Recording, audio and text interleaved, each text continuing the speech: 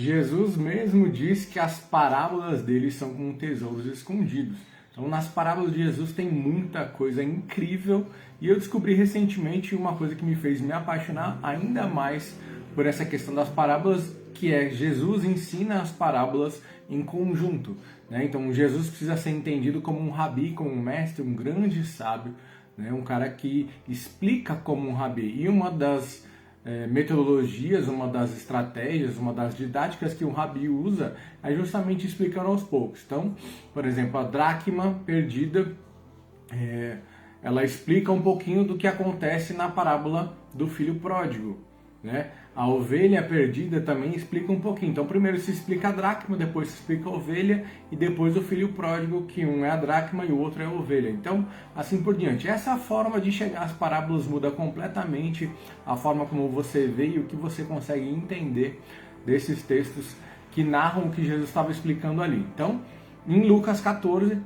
Jesus fala de 4 parábolas e eu queria justamente falar a respeito dessas 4 parábolas. Esse é o terceiro vídeo de parábola. Eu estou estudando as parábolas em conjuntos de parábolas, então esse é o terceiro conjunto de parábolas. Eu deixei as parábolas que são sozinhas para outros vídeos. Então aqui em Lucas 14 está acontecendo uma coisa muito interessante, né? Algo que chama muito a atenção. Diz assim, ó, Lucas 14:1. Certo sábado, entrando Jesus para comer na casa de um fariseu importante, observaram-no atentamente. À frente dele estava um homem doente, com o corpo inchado. Jesus perguntou aos fariseus e peritos da lei: é permitido ou não curar no sábado? Mas eles ficaram em silêncio. Assim, tomando o homem pela mão, Jesus o curou e o mandou embora. Então ele lhes perguntou: se um de vocês tiver um filho ou um boi e este cair num poço no dia de sábado, não irá tirá-lo imediatamente? E eles nada puderam responder. Então, assim, Jesus chegou, os caras nem sentaram na mesa, já saíram tomando bordoada, né?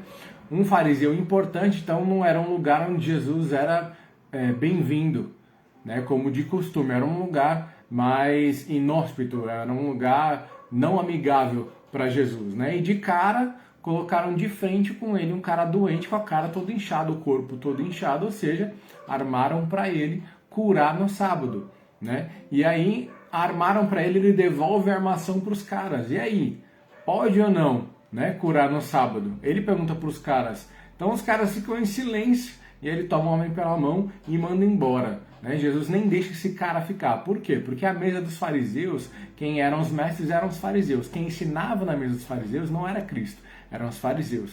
Jesus queria esse cara na mesa dos pecadores. Na mesa dos pecadores era Jesus quem era o mestre, era Jesus quem ensinava. Então nessa mesa aqui, Jesus não queria esse cara assim como ele não quer nem a mim nem a você. Então ele mandou embora e aí Jesus fala: meu, se um boi cai num buraco no sábado, vocês vão deixar o boi lá até o domingo e se ele morre?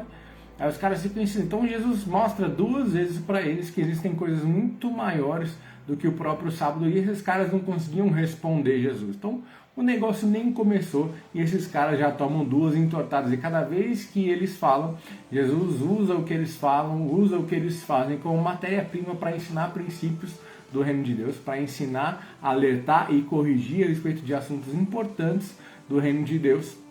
E é isso que a gente vai ver agora.